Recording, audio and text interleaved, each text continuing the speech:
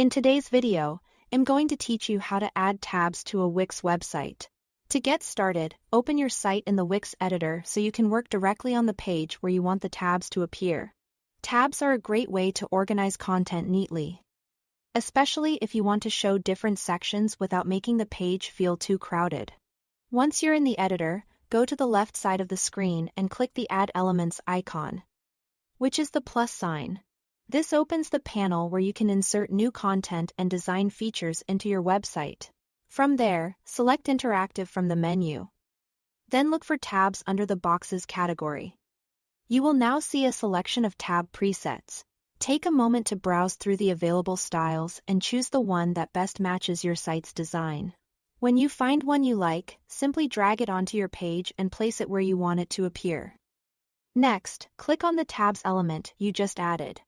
A floating menu will appear, and from there, click Manage Tabs.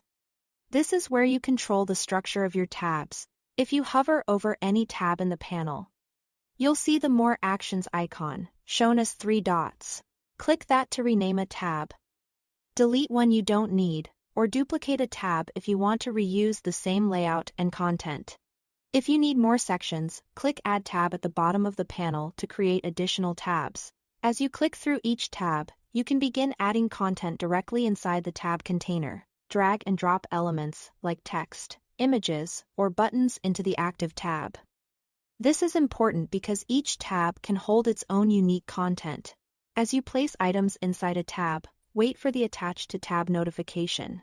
This confirms that the element is properly linked to that specific tab view and won't appear across all tabs by mistake.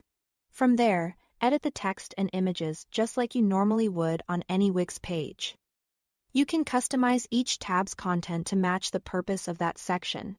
To change the look of the tabs themselves, select the tabs element and click the design icon, which looks like a paintbrush. Then click Customize Design to adjust colors, background fills, borders, corners, and shadows. You can also edit transitions to control how the tabs switch, or set one tab as the default view that opens automatically when the page loads. Once everything looks the way you want, click Publish to make your changes live. That's all to it. Thanks for watching.